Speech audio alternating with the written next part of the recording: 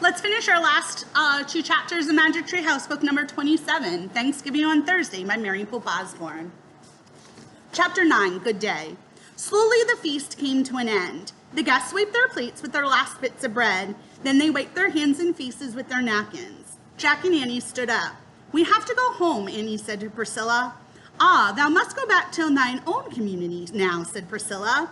Annie nodded and she kissed Priscilla on the cheek. "Thanks for everything," Annie said. Jack wanted to kiss Priscilla too, but he was too shy. "Thanks, Priscilla," he said. "I thank thee, Jack," she said. Then she leaned over and kissed his cheek. Jack felt his face grow red.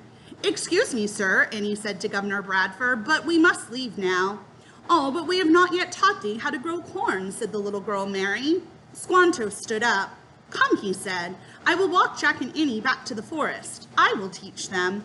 "Oh, thou dost not have to do that," Jack said quickly. He feared that once they were alone, Squanto would figure out they never met before. But Squanto only smiled and waited for them to follow. "Bye, everyone," said Annie, waving. Jack waved too. All the pilgrims in Wampanoag waved back at them. The skinny dog barked. Squanto led Jack and Annie away from the village toward the autumn woods. As they passed the cornfield, the dried stalks swayed in the breeze. They made shushing sounds. Squanto stopped walking. He pointed to the field. "You must plant corn in the spring," he said. "Put the seed in the ground when the oak tree bud is as small as a mouse's ear." "Oh, wait, please," said Jack. He slipped his notebook and pencil out of his bag. It was the first time he'd had a chance to take notes all day. He wrote, "How to plant corn. Oak tree bud equals mouse's ears." Then he looked up at Squanto and nodded. "Dig holes and put 2 rotting fish in each hole," said Squanto. "Rotting fish," said Annie, making a face. "Yes, rotting fish is good food for the soil," said Squanto. On top of the fish, place 4 corn seeds, then cover them with dirt. Jack quickly wrote, 2 rotting fish, 4 corn seeds, cover with dirt. "Got it," he said, looking up.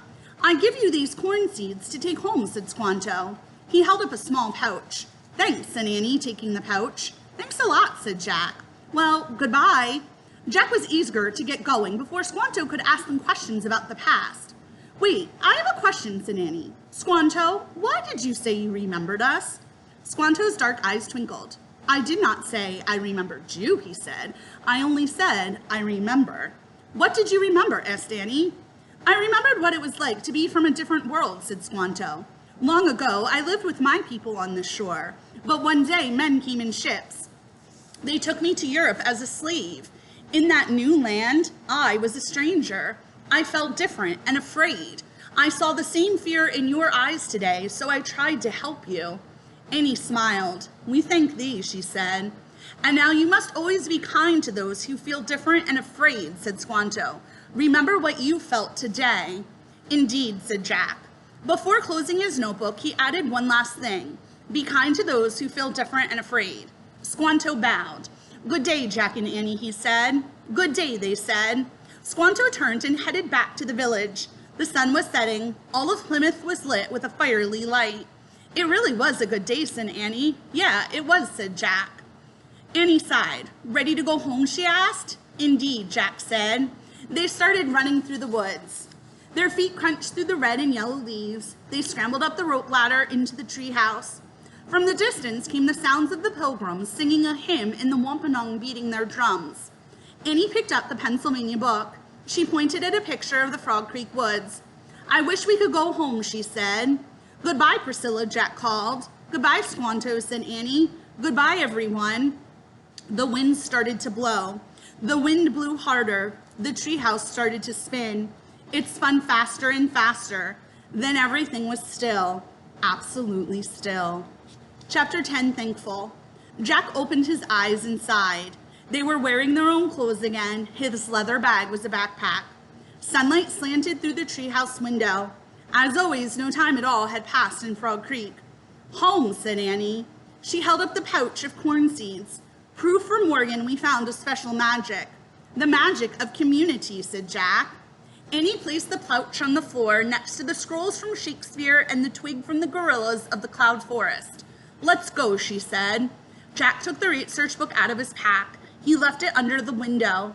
Then they climbed down the rope ladder. As they started through the woods, a warm wind blew, rattling the leaves. Jack felt happy. He was looking forward to visiting their grandmother today and seeing their cousins and aunts and uncles. You know, Pilgrim kids had a really hard life, said Annie. Yeah, they did as much work as the grown-ups, said Jack. Maybe more. Worst of all, lots of their friends and family members died, said Annie.